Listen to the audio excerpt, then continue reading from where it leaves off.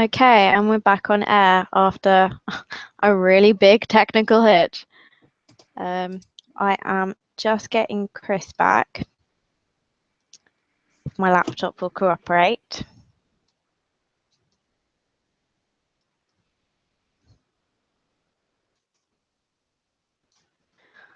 Oh my gosh, this hates me. This hates me right now.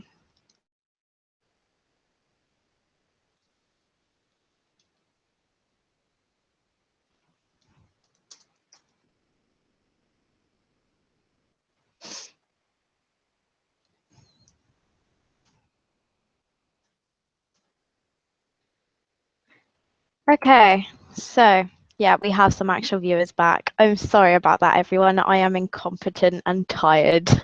So we will just wait for Chris to join the group again. I sent him the link on like 3 different things because I didn't know what he was checking. Oh,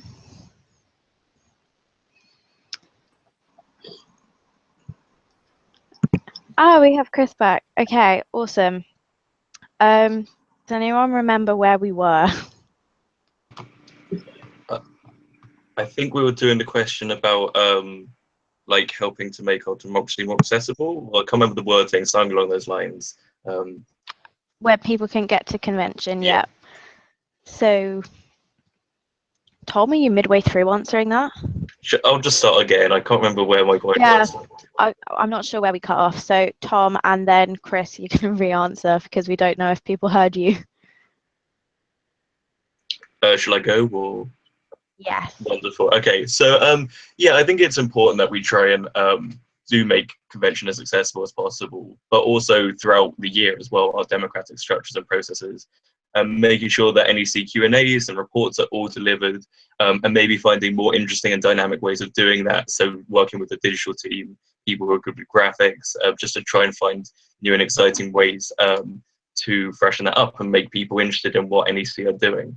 I think it's also worth looking into financial possibilities about access funds, etc. And I know that a lot of people running for NEC co-chair have some great ideas about how to do that, and I'm looking forward to seeing what that looks like.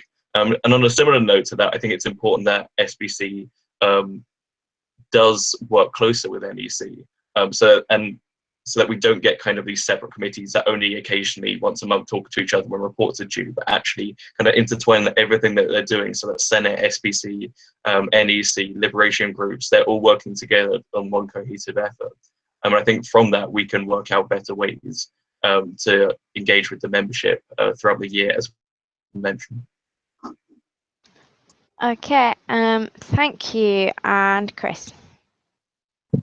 Yeah, I mean, like, I think Tom basically said a lot more eloquently what I think than I could. But basically, yeah, like obviously there are problems with the fact that like convention is our main democratic body, and it happens physically in a place, and that creates its own barriers to people participating in that, whether that be because of financial reasons. And obviously there's a lot of stuff that the NEC and others have done in the past around the access fund, but there's still barriers to participation there. So as Tom was saying, I think it's really vital that we continue to do work around the NEC Q&As to make sure that people are aware that they're taking place, and the NEC are held to account, because one thing that's really important is not only that you have elections where people where there's a high turnout and mandate from the membership, but also that the membership is then able to hold those people to account. So and as Tom said, that has to come through working together through different committees, but also I think that, like Hannah was saying in the previous Husting on the co-chair, a central part of that increased engagement and increasing participation has to come through through staff support as well. Thank you. Okay, we've received a question on Twitter that seems very targeted, but I'm going to ask it anyway because we have no other questions. And Tom is shaking his head because he knows what's coming. Will SPC pre-warn members about any future haircuts? Hashtag sad fiance from Kat. Can I answer this one? Yeah, I feel like it was asked to you specifically. I don't know. I'm not sure that's the case, but regardless, I want to mention the complaints process at this time. I'm really keen on redoing the complaints process, make it a lot better, improve it, just so that, you know, if people are attacked and targeted for various attributes, that they do have a better way of reaching support and necessary support.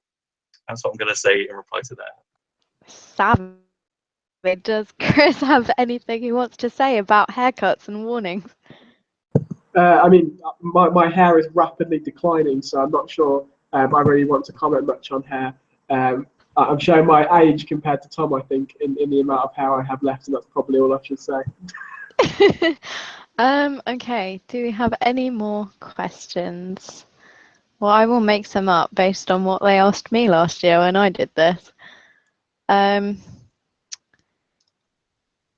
Okay, we have nothing for you guys, so I'm gonna think of one. Okay, how would you handle it if if you found yourself really, really short on committee members, like down to one person doing the job of everyone, and you didn't have time to co-opt more people? And Chris first.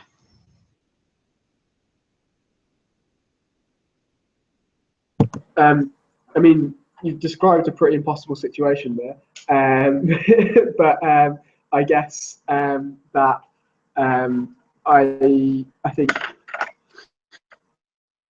I've roles in the party before that I've developed the ability to kind of time manage quite well alongside other things. And I know that, for example, Tom is similar, and I think like the key is trying to avoid getting in that scenario before it happens. But in terms of if that does happen and there's only one committee member doing all the work, I think looking back to what Tom was saying about collaborating with other committees within the Young Greens, I think that's really key in terms of for the bits of work that can be supported by other parts of the Young Greens. I think that getting that support is key. Thank you. There you go. Yeah, I mean, I completely agree with everything Chris said, and it bodes quite well for the year that we keep agreeing with each other. So that's always good. But yeah, I think we need to try and avoid those situations wherever possible. And I think things like doing the residential, which is something that Hannah and I push for, will really help to make people feel like the Young Greens teams and the groups that are managing the Young Greens is a positive and good place to be in. So hopefully that's an environment that we can help to sustain and further. I mean, like currently, as co-chair, I'm putting a lot of time towards the Young Greens, and I'm used to doing that. And I imagine that it will be quite a big change between doing the co-chair hours per week to SBC hours per week or whatever. But I think that's that means that I'm able to put in those hours where necessary. Ideally, though, of course, as Chris said, we should be trying to avoid that situation wherever possible. Okay, thank you. And we have a question from Hannah, which was, how will SPC help liberation groups hold their own online elections? And Tom, then Chris. Ultimately, I think it comes down to just SPC will start doing that on a much wider level. I think that's a good starting point. I think that there's a lot more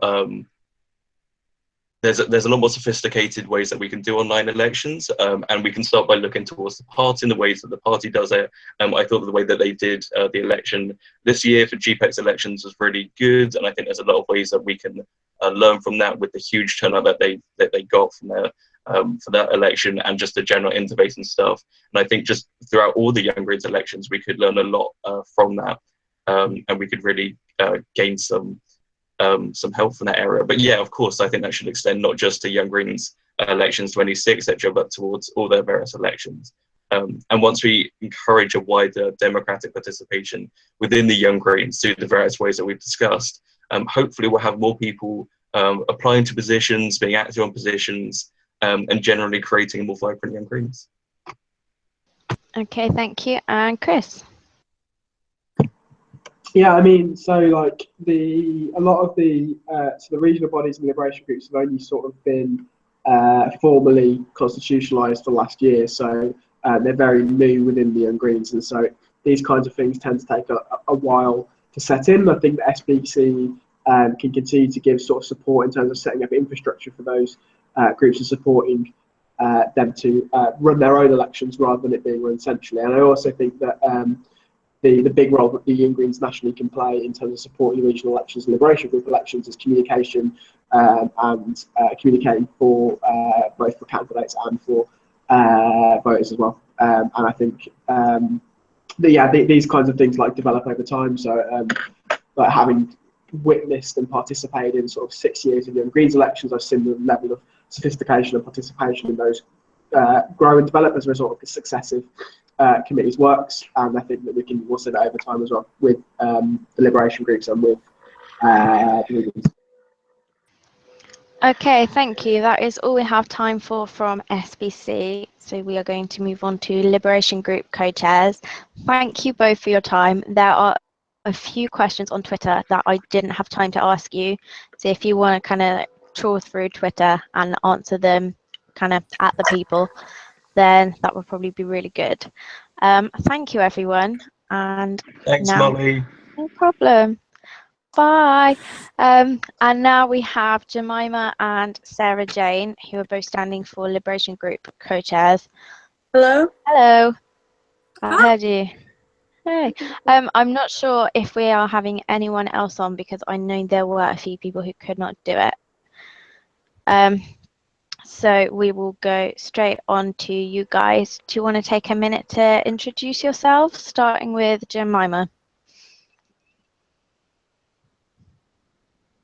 Hopefully. Jemima? Okay, starting with Sarah Jane. Hi, I'm Sarah Jane. I'm a South East Essex Young Green. I've been the co-chair of Young Greens Women. I think it's about a year. I'm not actually sure. I think it's about a year. I was a student at UVA in Norwich for 4 years this summer, and now I've moved back home to Essex, and I'm a reception teacher in Southend. That's me. Okay, thank you. I'm not sure if we can hear Jemima. Jem, I muted you a second ago, so you're going to have to unmute yourself before you speak. Hi, it's working. I'm not sure you can hear us, though. I will type the question in chat.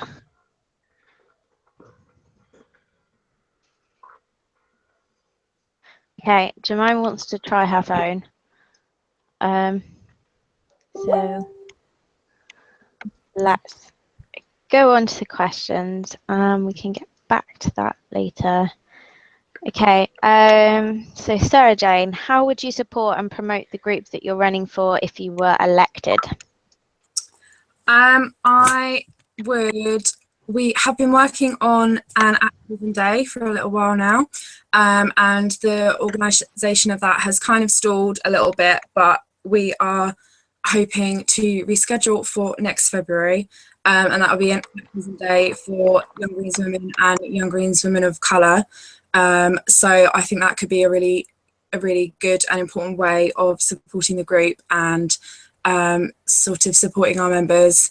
I would like to see us making. Hello? Oh. Can you hear me? Sorry, I'll finish what I was saying. We can hear you. Okay, back to Sarah Jane quickly. Okay, go on, sorry. I would like to sort of increase connections between the liberation groups, so sort of more stuff like that, working with other liberation groups, keeping dialogues going within our liberation group. The Facebook group at the moment is a really nice space for us to sort of have conversations and support each other, and I'd like to sort of hear from members things that they would like to do. Another thing I'd like to do is update our guidelines on the safe spaces policy. That we have a working document for that at the moment, but I think it would be good if we could update them and sort of increase their use, making sure our space is as safe a space as possible. Yeah, so there are a couple of things that I would do. Okay, thank you. Jemima, introduce yourself, kind of what you're running for, and how would you promote and support the groups you're standing for if you were elected? Okay, so I'm Jemima, I'm 17, I live in Manchester, and I spend most of my life at the moment, and I would love the opportunity just to do something that I'm more passionate about, like, more so. The reason I'm running is because I feel like they're two really, really important groups, the Young Greens People of Colour Liberation Group and the Young Greens Women of Colour Liberation Group, because due to the Young Greens and the Green Party in general having a lack of diversity where regarding ethnicity, there isn't many people who can step up and make the decision to run, and if they do so, they might feel as if the right decision because there's they're maybe scared off by lack of diversity, but I feel like I can overcome that, if you know what I mean. Okay, thank you. And the next question, we'll go back to Sarah Jane, is what is your understanding of safe spaces and how would you see them implemented? Okay, so safe spaces, the safe space policy is basically to ensure that green spaces stay or sort of online or real life spaces stay as safe as possible for all of the members. So that involves making sure that there is no one using bullying language or oppressive language or bullying, harassing, attacking members of the group.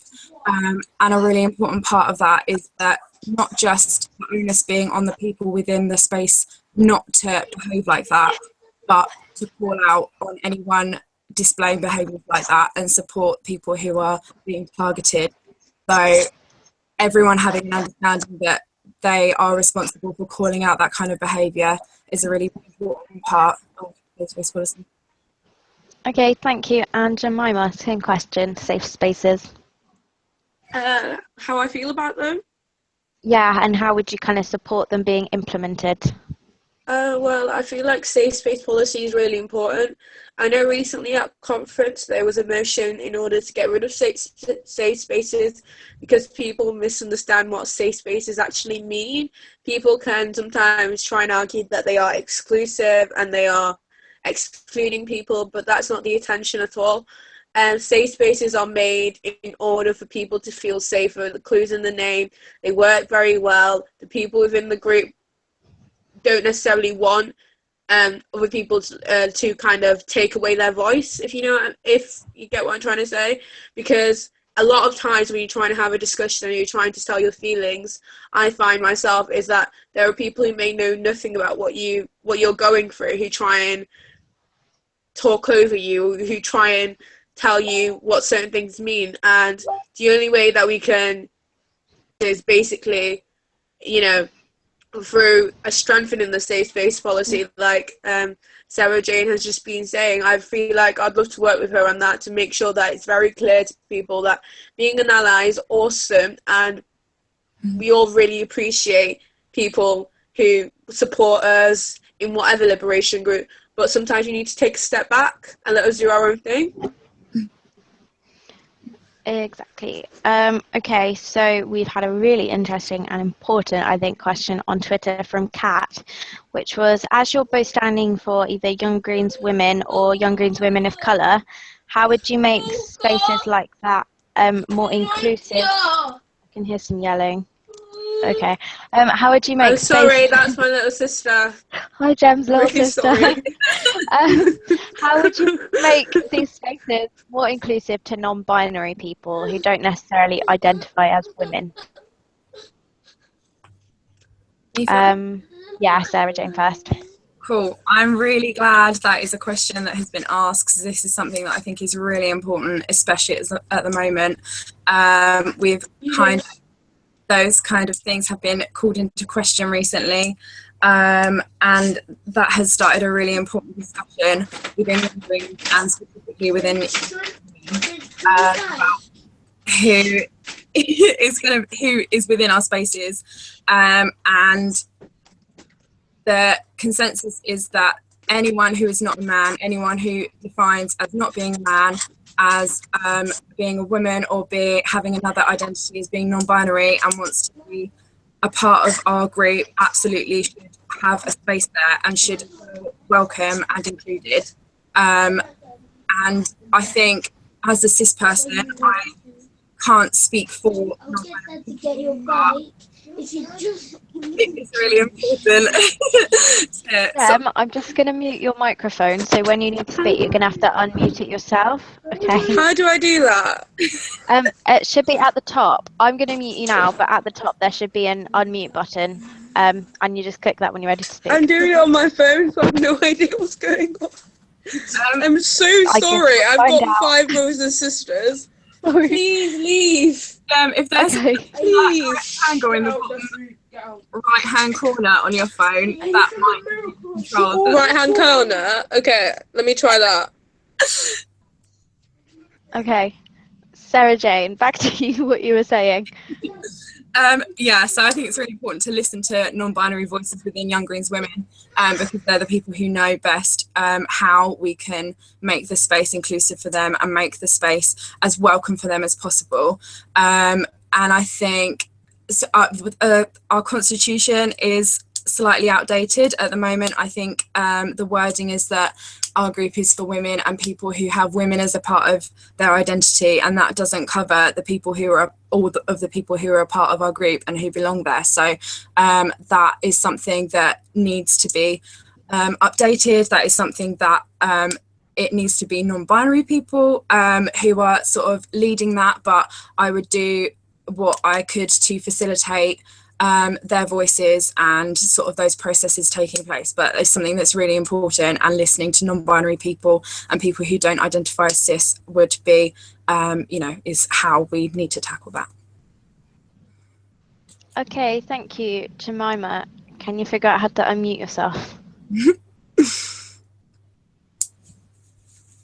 No, okay, she's not. Can you hear me? No, I can hear you. Yeah. Okay. Okay, firstly, I'd like to apologise that I'm so sorry. My siblings are really annoying and they no.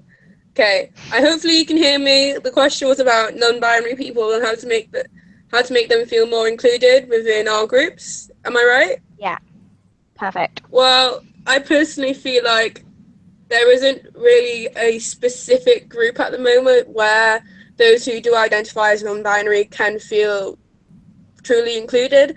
I know that there were some problems within the Young Greens women group because they use the term non-male, and we need to try and create our own terminology so no one feels like they are excluded in any way or take offence in any way, because at the moment what we do have is that despite the fact that we do make it clear that those who identify as non-binary are very welcome in Young Greens Women and Young Greens Women of Colour if they are also a person of colour, that it needs to kind of be expressed that we're not trying to be offensive if we do use terminology that people disagree with. I think it's always right that you try and correct people rather than calling them out and shaming them, which is, I think, what happened last time.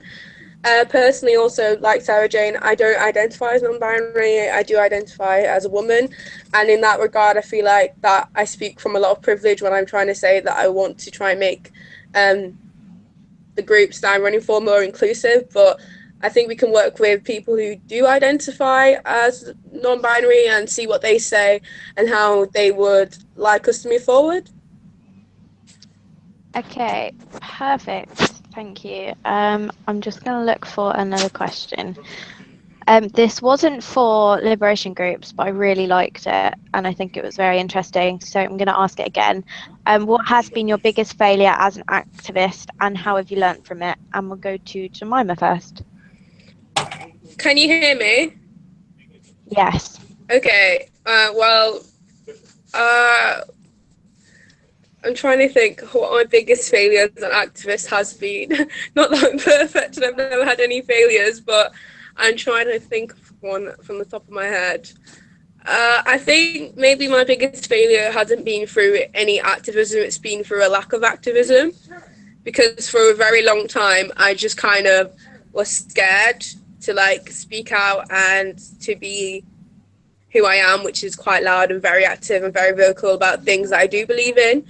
For a long time, I was kind of hidden within like the Labour Party and what they believe in, because I felt like, you know, being in the Greens, I would be kind of not looked down upon, but like people wouldn't necessarily take me seriously, if that makes sense.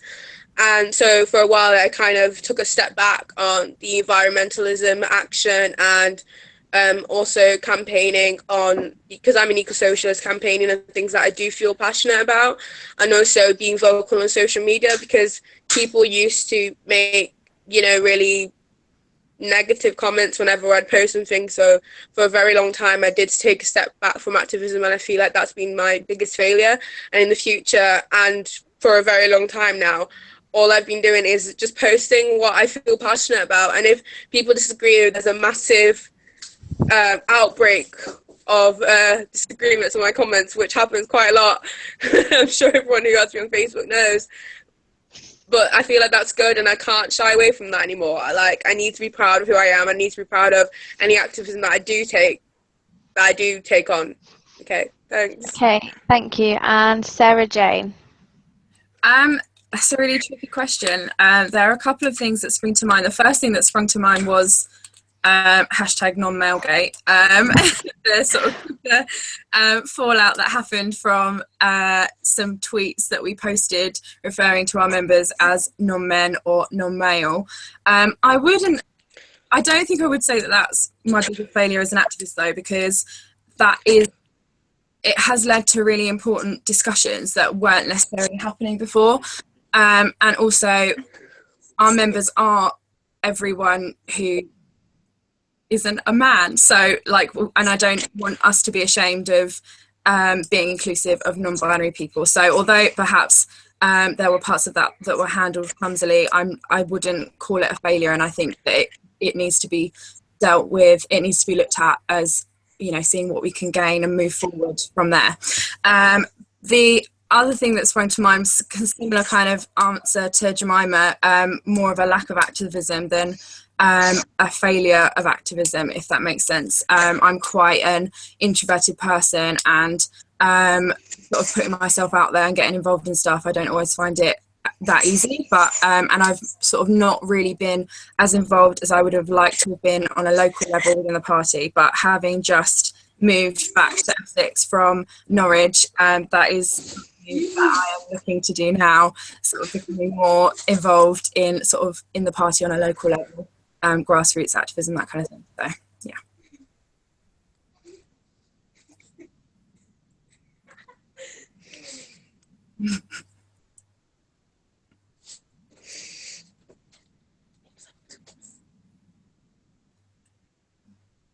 I don't know if Molly is speaking, but we can't hear them. I forgot to unmute my microphone because I'm an idiot. I was just checking for more questions, but we don't have any on the Twitter, hashtag YG. Before we end, please can I address something, like make a statement or something like that? Can I do that? Yeah, go for it. And then Sarah Jane, you can say anything you want to say. So basically, I just wanted to address something that I did tweet out, because I tweeted quite lately because I was napping about the Black Lives Matter movement and what people in the party who were running for NEC thought of it. And I actually intended to tweet this out to the Young Greens co-chairs originally, but I didn't get the chance to. And they very... Sam and Hannah, who are running... Sorry, I just got a phone call. Sam and Hannah, who are running, who, if are successful, they did say some really great things that I do agree with, about how we do need to be more vocal and active about how we do support the Black Lives Matter movement within the Green Party, because I think it's very clear that we are a party who believes in equality, and we are a party who support everyone from different backgrounds, but there's nothing that's set in stone that makes people relate the Green Party to the Black Lives Matter movement, if that makes sense. Yeah. For example, I was personally thinking about if I was to become Young Greens Women of Colour Chair, Young Greens People of Colour Chair, to put a motion forward. I know it's too late for convention right now, but to put a motion forward for Green Party national election, and where something to say like we as the Green Party support the Black Lives Matter movement, and we want to do more to help the movement in order to increase the diversity within the party, because I feel like that might be one of the things that is lacking, that is maybe kind of not necessarily letting people know that we are a party that cares more than just about the environment. Thanks. Okay, thank you. Sarah Jane, did you have anything you wanted to say? Yeah, I wondered if I could just come back to the very first question that you asked, because I think I didn't listen properly, and I listened to the bit about sort of what my understanding of safe spaces policy was, but not sort of, you know, what I think of it and what I would do to support it in the delivery. And I just wanted to clarify that I am very much in favour of the safe spaces policy. I think it's really important. I think that sort of sharing knowledge of it and sort of trying to increase understanding of it is important.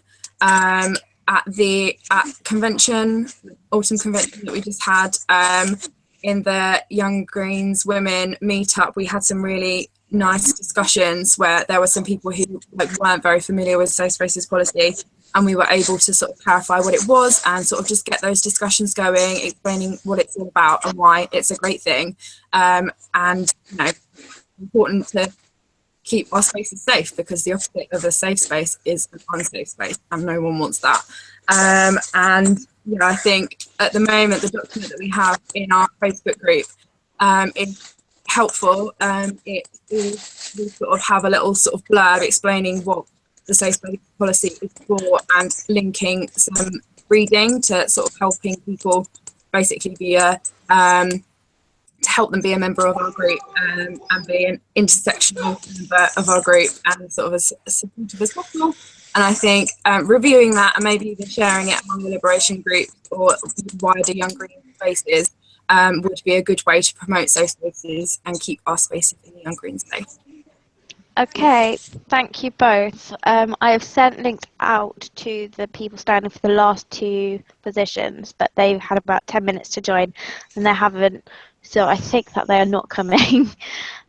So this is the end of our hustings. Thank you to Jemima and Sarah Jane for joining us, and to Jemima's sister for joining us. She's crying right now. I'm totally used to like young children screaming over me while I'm trying to talk, so but yeah, thank you to everyone who watched. I'm sure most of the candidates will be on Twitter if there are any more questions for them. If you have not received your link to vote in the Young Greens elections, firstly check your spam, check which email account you have registered on the members website, because that's the one. Oh, we've got Chris. Hi, Perfect. Chris. I'll get on to Chris in just a second. Check which account you have registered with the members website, because it will have gone there. And then if not, it's email me at spcchair@younggreens.org.uk and I can get you a link manually. Okay, awesome. Thank you, Jemima and Sarah Jane. And I will bye. Wait, how do I leave? thanks. Bye. I will just get editorial board questions. Okay, Chris, what experience do you have in the area that you're running for? In my instance, I have the experience of having stood on the editorial board of my student newspaper at the University of the West of England. Okay, awesome. Background about what the editorial board is. It was something that was brought into Constitution just this year. And the editorial board was meant to be started this year under the supervision of an NEC member who then left. So currently everyone who gets elected to editorial board this year is going to be starting something totally new. So Chris, how are you feeling about, rather than kind of joining something that's already established, how are you feeling about having to be innovative and do a whole infrastructure and system for producing an online publication for the Young Greens? Well, admittedly, it's something that I slightly hoped I would have more help with, in terms of there being one candidate for this position, and also the fact that the actual co-editors, is that the term, for the editorial board, that there aren't any candidates there either. And so I think it's, to a certain extent, it would be largely without significant, but trying to find additional people willing to stand or willing to put themselves forward to be co-opted. So building a team that way, and also hopefully possibly working with sort of a young green staff member, should that be reinstated, but also drawing expertise from other sort of green leaning online web publications as well.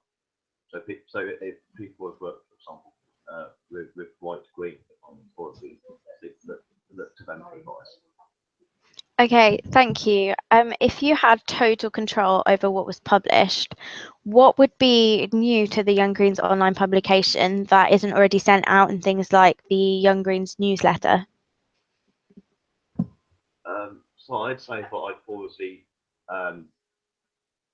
do more long form sort of opinion pieces, because the Young Greens newsletter is important, and it provides sort of the information that members need to know on sort of on a sort of psychological basis around events, by-elections, things like that. But it's more about sort of, but I'd probably focus less on the sort of react on, but I'd include sort of the basic information that people need to know about what's going on and how to get involved, but also sort of more sort of think piecey things. So, for example, if somebody had left another party to join the Greens, or had sort of done, or had perhaps been a member of the Green Party in another country and wanted to share their perspectives on that, and that's the sort of thing that I would include, as well as sort of perspectives from their local area and sort of their particular experiences. Okay, thank you. That is all of the questions we have, which is good because we are just drawing to the end of our slot for hustings. So thank you, Chris, for joining us. Again, to anyone watching, make sure you vote. Check your emails. Email me if you can't find your email with the link to vote. Register for Young Greens Convention in Exeter. It's looking like it's going to be really exciting, and Caroline Lucas is speaking. There is an event on Facebook, and that has a link to reserve tickets. You don't tickets. They're on a pay-as-you-feel basis. So please do donate so we can put more money into it. But don't let the cost stop you from attending, if possible. So yeah, thank you everyone. Sorry about all of the technical drama. And thank you for joining us for the Young Greens hustings. Goodbye. Thank you, Ollie. No problem.